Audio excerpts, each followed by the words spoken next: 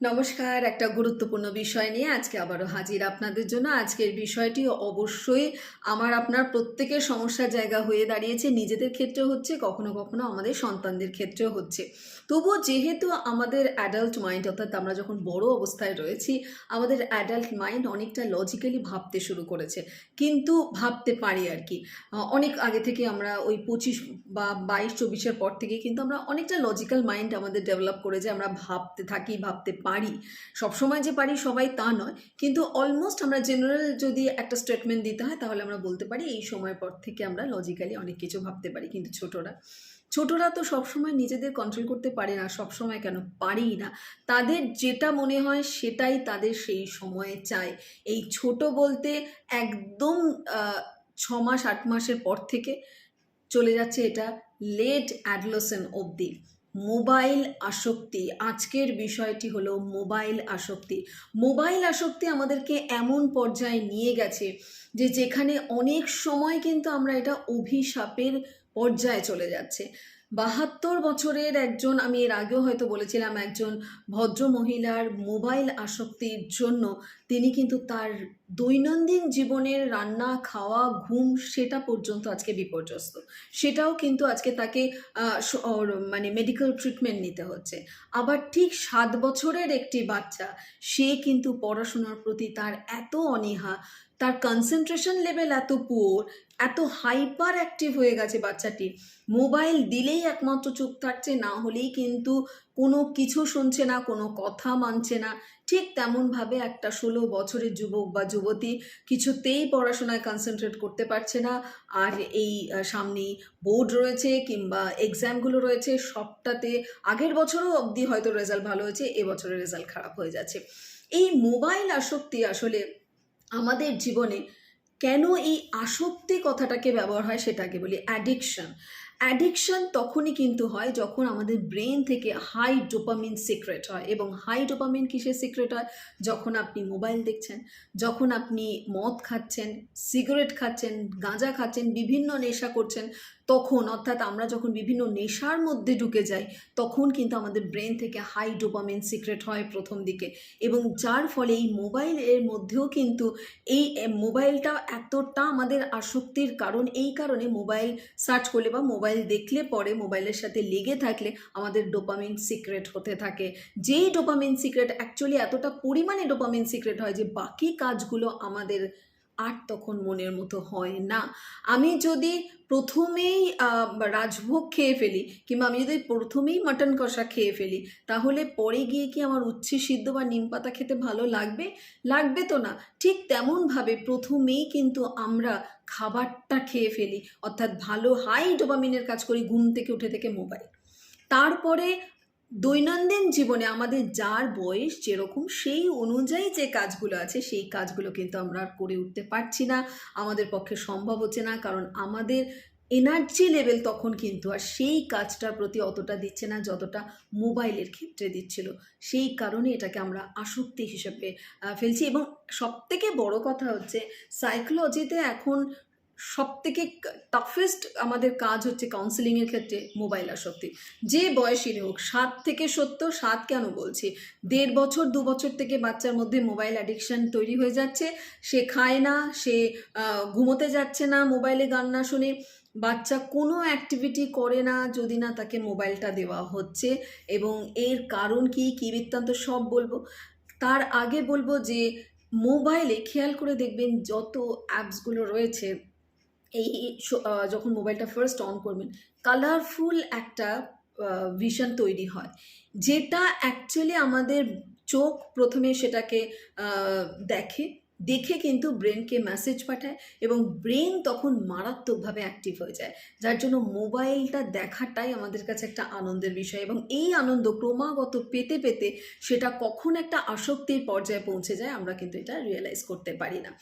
আর সেই কারণে আমরা অনেক সময় বুঝতে পারি না কখন, বিশেষত বাচ্চারা ছোট বাচ্চারা, অ্যাডolescent ছেলেমেয়েরা কিংবা টিনেজরা অনেক সময় তারা রিয়েলাইজ করতে পারে না যে এক সময় আমাকে থামতে হবে।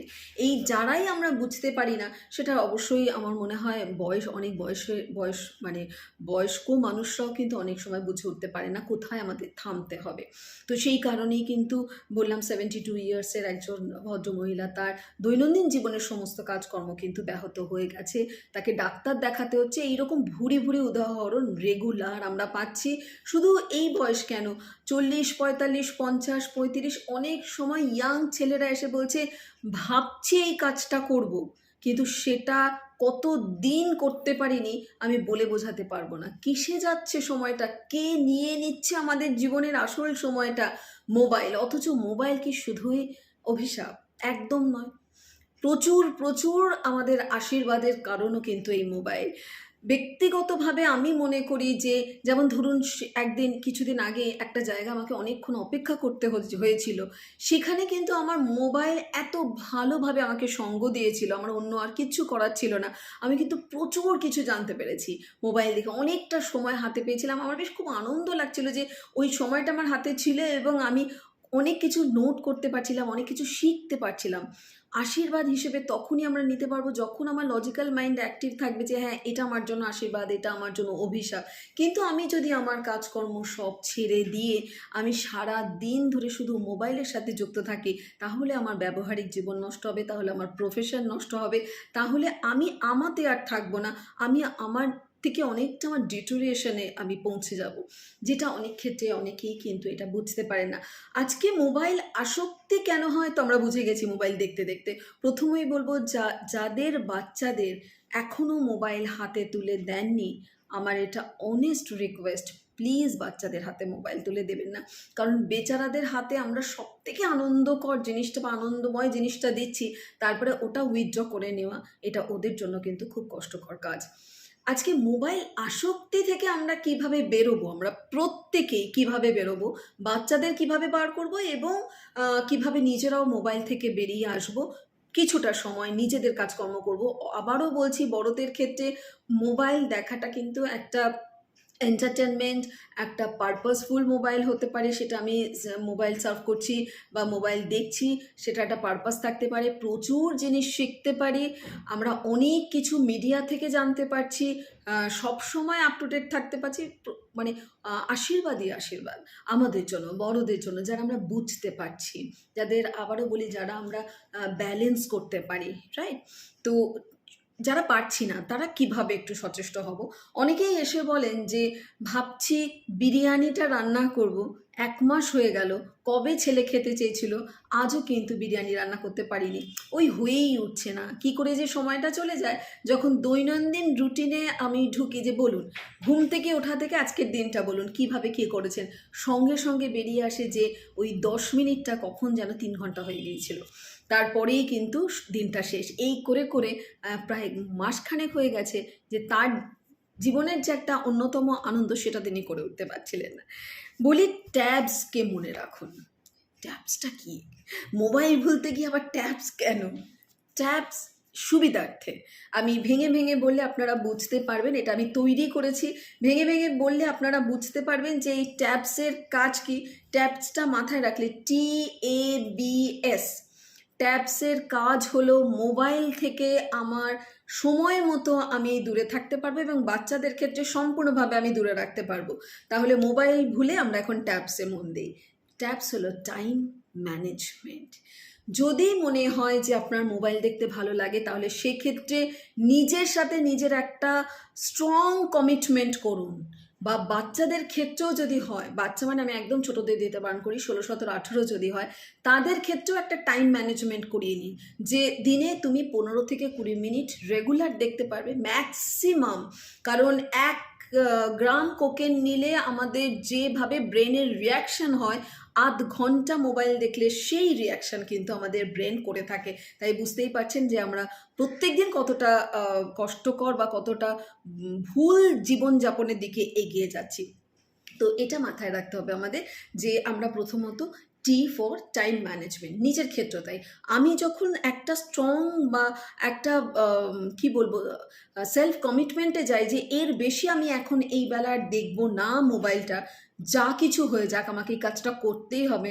At first you fix your alarm, মোবাইলে নয়, কারণ আবার টুক করে সরিয়ে দেবো। দূরে কোনো ঘড়িতে অ্যালার্ম সেট করবো যে আমি এখন 15 মিনিটের বেশি কিন্তু কখনোই মোবাইল দেখবো না, এবং সেই মতো আপনাকে কিন্তু কাজটা করতে হবে। বাচ্চার ক্ষেত্রেও যেটা বললাম, অ্যাডোলেসেন্টের ছেলে মেয়েদের ক্ষেত্রেও যদি একটা টাইম বলে দেন 10 মিনিট, 10 মিনিট হবে, 11 মিনিট হবে না, 10 মিনিট 0.5 হবে না। এই যে কমিটমেন্ট, একে তৈরি হবে ওর কমিটমেন্ট সম্পর্কে ধারণা, তারপরে নিজেদের ক্ষেত্রে হবে যে হ্যাঁ আমি যেটা কথা বলি, কথা রাখি, ব্রেন বুঝবে যে এই মানুষটা কিন্তু কথা রাখতে জানে, তাই সে কিন্তু আগামী দিনে আরও বেশি আপনার কমিটমেন্ট ফুলফিল করার প্রচেষ্টা করবে। এটা হলো টি ফর টাইম ম্যানেজমেন্ট। এবারে আসি এ, অল্টারনেটিভ একটা সাবজেক্ট রাখতে হবে। মোবাইলে যদি, এটা বাচ্চাদের ক্ষেত্রে আগে বলে নিই, বাচ্চাদের ক্ষেত্রেও মোবাইল ওর কাছে রয়েছে, ও আর কী করবে, আহারে কী করবে, আহারে ওরা অনেক কিছু করবে। ওরা বাইরে খেলতে যাবে, ওরা বাইরে যেতে না পারলে ছাদে যাবে, ব্যালকনিতে যাবে, রান্নাঘরের জিনিসপত্র নিয়ে বাচ্চারা খেলবে, সেখানে যদি আরেকটু বড় হয় তাহলে রান্না করতে শেখানো হবে। অর্থাৎ লাইফে মোবাইলের অল্টারনেটিভ কী কী আর আনন্দদায়ক কাজ হতে পারে। অবশ্যই মোবাইলের অল্টারনেটিভ কিন্তু পড়াশুনো নয়, এটা আবারও বুঝতে হবে যে অল্টারনেটিভ কিছু আনন্দদায়ক কাজ। বিভিন্ন বাচ্চার বিভিন্ন ধরনের শখ থাকে, সেই শখের মধ্যে যদি তাকে আমরা একটু প্রভাব করতে পারি এবং আমরা আমাদের হবি কালচারের দিকে যদি আমরা যে কোনো যেটা আমার হবির মধ্যে রয়েছে, গান বাজনা, যে কোনো ইনস্ট্রুমেন্ট প্লেয়িং হতে পারে, অথবা গার্ডেনিং হতে পারে, অথবা মানে রান্না হতে পারে। এখন প্রচুর মানে রান্নার শো হচ্ছে ইউটিউবে, আর কি বলছি, যারা আপনারা নিজেরা রান্না করে সেটা দিতে পারেন। অর্থাৎ আপনার মোবাইল থেকে বেরিয়ে এসে নিজের কোনো ক্রিয়েটিভ পার্ট, একটা ভালো থাকার হাই ডোপামিন সিক্রেট হয় এই রকম কোনো অল্টারনেটিভ কাজের কথা আপনারা ভাবতে পারেন। তাহলে টি ফর ট্যাবস, মোবাইল ভুলে ট্যাবসে মন দিতে বলেছি, T for time management, A for alternative, B for boredom. এটা মাথায় রাখতে হবে। আমরা অনেক ক্ষেত্রে, আগে বাচ্চাদেরটা আবারও বলে নিই, তারপর আমাদের নিজেদেরটা বলবো, যখন সমস্যা দুতরফেরই আমাদের রয়েছে। বাচ্চাদের ক্ষেত্রে আমরা তো সবাই খুব মজা করছি, আহারে ও একদম চুপচাপ, এই যে আমাদের মনে আসছে বাচ্চা কি করবে তাই মোবাইল দিয়ে দিচ্ছি। আগে সবার আগে বাচ্চা বোর হবে, যেটা একটু আগে আমি বলছিলাম অল্টারনেটিভের ক্ষেত্রে। আমরাও কিন্তু বোর হতে হতে শিখেছি কি কি করতে হয়, ঠিক তেমনভাবে বাচ্চারও কিন্তু বোর হওয়ার প্রয়োজন রয়েছে। এবং আমাদের ক্ষেত্রেও বোর হলে আমরা অন্য কিছু করব। আমরা বোর হচ্ছি না বলে সদা ব্যস্ত করে দিচ্ছি বলেই কিন্তু দিনের পর দিন আমার কাজ পেন্ডিং থাকছে। আসলে আমার মনে হচ্ছে যে এটা আমার আনন্দ, আসলে এই আনন্দ কিন্তু আমাকে আসক্তিতে পর্যবসিত করছে। তাই মনে রাখতে হবে যে বি ফর বোরডম, এবং বোরডম আমাদের মুক্তির স্বাদ দেয়, বোরডম আমাদের ক্রিয়েটিভিটি তৈরি করে।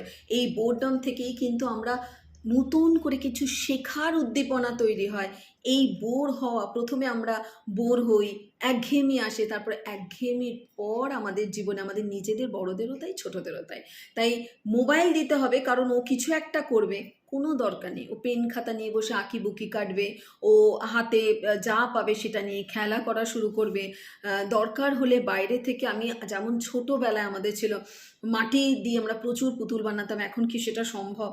মাটি কিনে এনে যদি বাচ্চাদেরকে সেইভাবে তৈরি করানো যায়, খুব বেশি কিছু না, এখন সবারই ফ্ল্যাট বাড়ি, ছোট ছোট করে মাটি এনে যে এইভাবে দেখো তৈরি করতে পারো কি না, বা যাদের যে ব্যাপারে ওই যে বললাম খোঁজ নিতে হবে।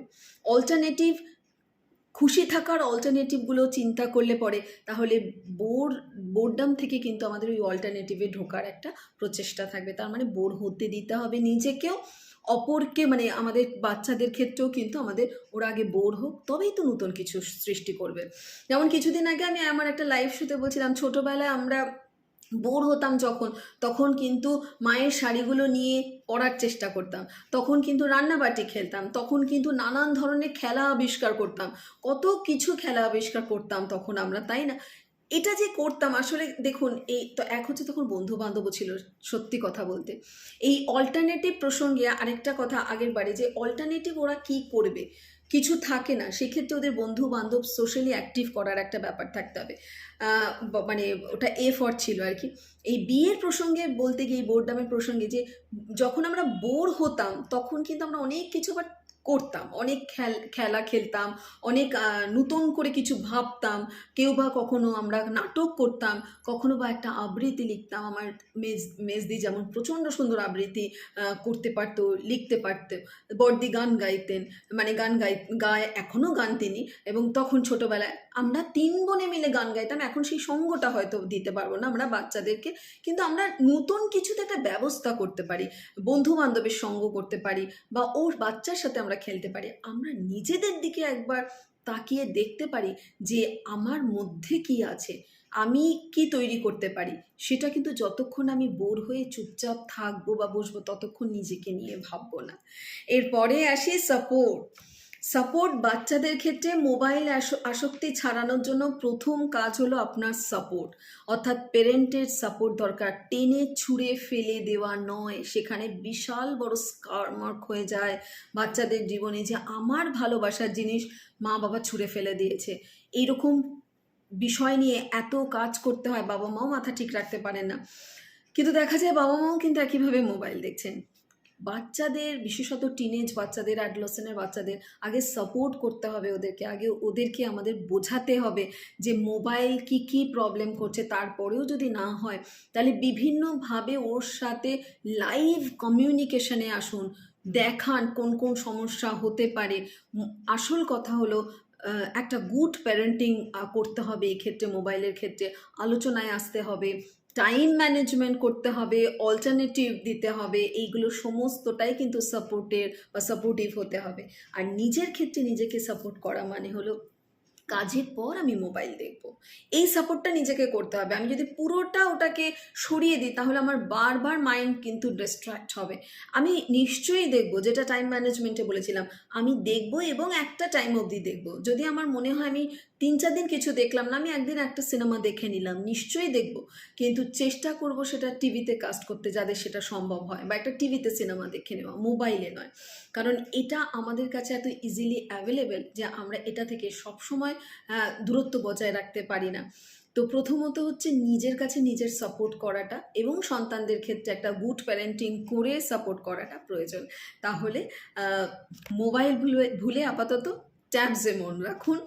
টাইম ম্যানেজমেন্ট, অল্টারনেটিভ, বোর্ডম, এবং তার সাথে সাথে রয়েছে সাপোর্ট। এই 4টেকে মনে রাখলে মোবাইল আসক্তি থেকে বেরোতে আমাদের কিন্তু এতটুকু অসুবিধা হবে না। আর যাই হোক না কেন, আমাদের বড়দের ক্ষেত্রে তো আমরা বলতেই পারি, জীবনটা যেন কোনো রকমভাবেই আপনার ফাঁকতালে গলে না যায়। আপনি যেন প্রত্যেকটা মোমেন্টকে উপভোগ করতে পারেন, ভালো থাকতে পারেন, ভালো রাখতে পারেন। আপনার পরিবারের মানুষজন যেন এইরকমভাবে ভালো থাকতে পারে যে যখন কিছু করার নেই, যখন একদম লেজিলি বসে রয়েছি, অবসরের টাইমটা আমার একদম সেই সময়টা দেখছি, বাকি সময় যেন আমরা হই হই করে আনন্দ করে নিজেদের কাজ করে ভালো থাকতে পারি। এটাই ছিল আমার আজকের উদ্দেশ্য, মোবাইল আসক্তি থেকে কিভাবে নিজেদেরকে আমরা ভালো রাখতে পারি। সবাই খুব ভালো থাকুন, সকলকে ভালো রাখুন। নমস্কার।